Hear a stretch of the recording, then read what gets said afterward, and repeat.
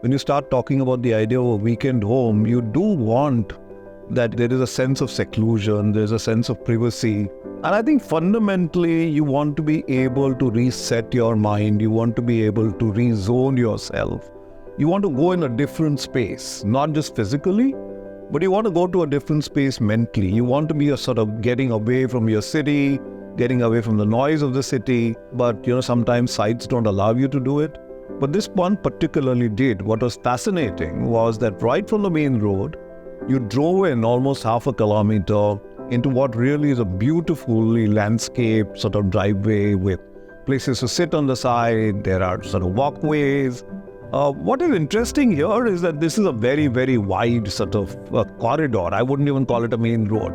It's a wide green corridor that rushes through the entire development. So there's a 12 meters, which is almost about 35, 40 feet, which is there. And then both sides, again, there's another 6 meters, about 20 feet. So you're really talking about a 50, 60 feet wide sort of green canyon that is running through the project. Your car is only going to take, 9 feet or 7 feet of that space.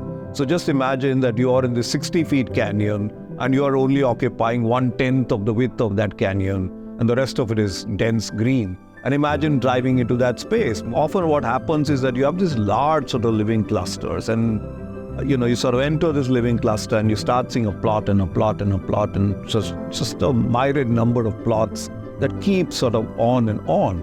And we've really broken this project into what will feel like small hamlets, like small communities. And from there, when you then move to your plot, a small sense of almost like a small village that begins to come. So we've intentionally done something. So we've said, I think this project is not going to have compound walls. It's not going to have gates. And as a result, when you even dive into all this, it's a sense of seamless green that will begin to present itself as, again, suddenly starting to see compound walls as you start driving along the road. And I think that will be sort of a very interesting addition to the way that this project will express itself. The other thing that one, of course, notices is the idea of being surrounded by something and the idea to see something. I mean, I think these two are very fundamentally different things. You can be surrounded by nature, and you can be in nature, and you can be in landscape. And that's dramatically different from being able to see nature or see landscape. In a lot of developments that tend to happen, the premium seems to be on wanting to create large spaces that you can see. They could be anything. I mean, it could be a large lake, or it could be a large golf course and things like this. It could be developments of that kind. While, it's very pleasant to the eye, I think one has to recognize that these are things that you can just see. And these are not things that you can become part of. So you really have to think of this project almost like a beautiful sentence. And I think the name of the project is evocative. It's paragraph, because you have a beautiful set of lines, and at the end of every beautiful set of lines, you have a punctuation, you have a semicolon. And I think you have to see this project like this, a set of beautiful lines that ends with a punctuation, and every time that punctuation is one beautiful green space.